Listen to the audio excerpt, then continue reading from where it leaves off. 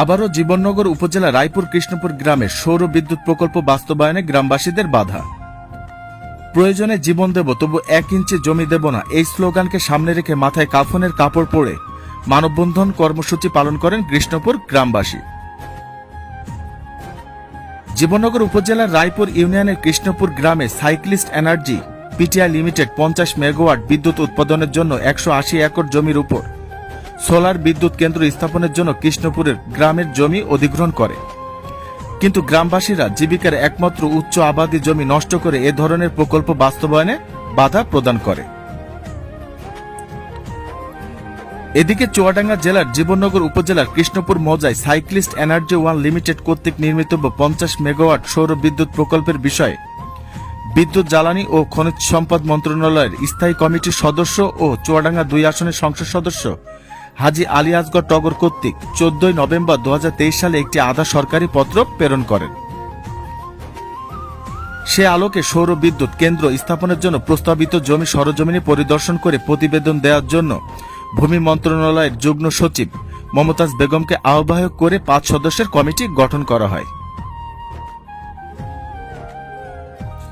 এরই ধারাবাহিকতায় 5 জুলাই বৃহস্পতিবার কৃষ্ণপুরের জমি পরিদর্শনে আসেন ভূমি মন্ত্রণালয়ের যুগ্ম সচিব মমতাজ বেগম, ভূমি মন্ত্রণালয়ের সিনিয়র সহকারী সচিব তুষার আহমেদ, চুয়াডাঙ্গা কৃষি সম্প্রসারণ অধিদপ্তরের উপপরিচালক বিভাস চন্দ্র, চুয়াডাঙ্গার অতিরিক্ত জেলা প্রশাসক রাজস্ব মিজানুর রহমান, বিদ্যুৎ বিভাগের প্রতিনিধি সহ জীবননগর উপজেলা চেয়ারম্যান হাজী মোহাম্মদ হাফিজুর রহমান হাফিজ, উপজেলা নির্বাহী কর্মকর্তা হাসিনা মমতাজ ও জীবননগর থানার অফিসার ইনচার্জ SM জাবিদ হাসান সহ প্রমুখ।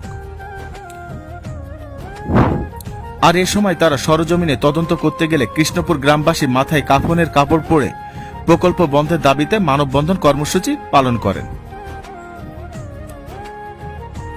এ সময় তদন্ত কমিটির সদস্যবৃন্দদের উদ্দেশ্য করে গ্রামবাসীরা বলেন, এটি তাদের ত্রিফসলি জমি, আর এই জমির মধ্য দিয়ে প্রায় 4000 জনের জীবিকা নির্বাহ হয়।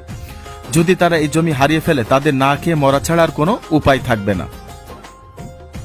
আর এ বিষয়ে ভূমি মন্ত্রণালয়ের যুগ্ম সচিব মমতাজ বেগম বলেন, এই যে সৌরবিদ্যুৎ প্রকল্পের যে প্রজেক্টের যে জমিটা, এটা আমাদেরকে দেখতে পাঠিয়েছে, তদন্ত করতে পাঠিয়েছে যে এই জমিতে কি পরিমাণ ফসল হয় বা এলাকাবাসী কি চায়, এলাকাবাসীর কি বক্তব্য, আমাদেরকে এটা তদন্ত করার জন্য পাঠিয়েছে। আমরা এই জমিটা দেখলাম, আমরা যে ডিডি এগ্রিকালচার যিনি এখানে উপজেলা কৃষি অফিসার যিনি আছে তার কাছ থেকে আমরা তথ্য নিয়েছি এবং আপনাদের কথা আমরা শুনলাম। আপনাদের এখানে সবার কথা তো শোনা যাবে না, আপনাদের পক্ষ থেকে প্রতিনিধি আছে, তাদের সাথে আমরা কথা বলেছি। আমরা তাদের কাছ থেকে লিখিত নেব, সব বিষয় বিবেচনা করে আমরা একটা রিপোর্ট দেবো। ঠিক আছে, সম্ভব হবে না, তদন্ত থেকে পক্ষে বেশি কিছু বলা সম্ভব নয়। আপনারা একটু সামনে বজায় রাখেন।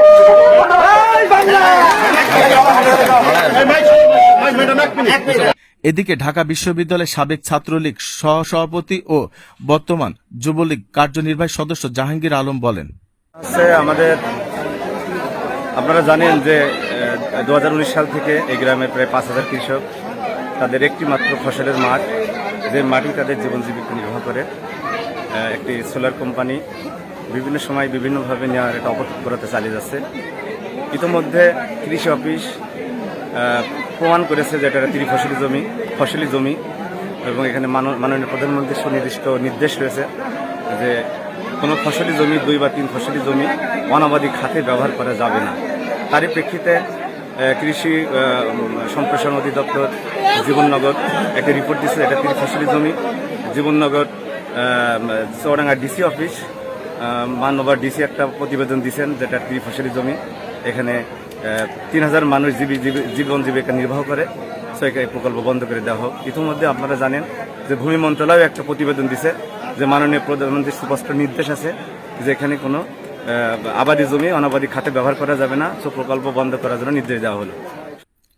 এছাড়াও কৃষ্ণপুর গ্রামের কৃষকদের জমি বাঁচাও আন্দোলনের নেতা বাংলাদেশ ছাত্রলীগের জগন্নাথ বিশ্ববিদ্যালয় শাখার সাবেক মানব সম্পদ উন্নয়ন বিষয়ক সম্পাদক সাজ্জাদ হোসেন বলেন, কৃষ্ণপুরের মাটি ইতিমধ্যে আপনারা জানেন এটি একটা ত্রিফসলি জমি, এখানে 3-এর অধিক ফসল হয়, কিন্তু এক শ্রেণীর ভূমিদস্যু ভূমি দালালরা তারা এটা অকৃষি বিলে সোলার পাওয়ার প্ল্যান্ট বিদ্যুৎ কেন্দ্র করার জন্য বিগত সেই 2019 সাল থেকে এ পর্যন্ত পায়তারা করছে।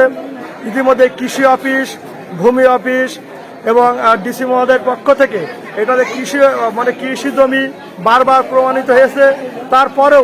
তারপরেও এক শ্রেণী ভূমিদস্যুরা এই কৃষকদেরকে বিভিন্নভাবে হয়রানি করছে, মামলা ধামলা, বিভিন্ন সময় বিভিন্ন ধরনের হুমকি দিয়ে তাদেরকে হয়রানি করে এই জমি নেওয়ার চেষ্টা করছে। ইতিমধ্যেই আমরা জানতে পেরেছি কথিতভাবে আলী আসগার টগর তার ডিও লিটার দিয়ে ভূমি মন্ত্রণালয় একটা ডিও লিটার দিয়েছে। সেই ডিও লিটারে উল্লেখ করেছে নাকি যে এটি 3 ফসলি জমি না, এটা হলো এখানে কোনো চাষাবাদ হয় না, সব জমি ক্রয় করেছে, কিন্তু এটা সম্পূর্ণ একটি ভুয়া। আমরা ইতিমধ্যেই জানি যে নায়েব সহকারে মানে ইউনিয়ন ভূমি অফিস এর কারসাজিতে কিছু বিক্রিকৃত জমি বারবার ভুয়া দলিল করা হয়েছে, সে খারিজ করে দিয়েছে। সাব রেজিস্ট্রার কিছু ভুয়া দলিল করেছে। এই কৃষ্ণপুরের মানুষ 1 শতক জমি বিক্রি করেনি। এবং পরবর্তীতে তদন্ত কমিটির সদস্যরা কৃষ্ণপুরের জমি পরিদর্শন করে দুপুর 1টার দিকে তারা চলে যায়। এম আই মুকুল, দৈনিক সকালের সময়।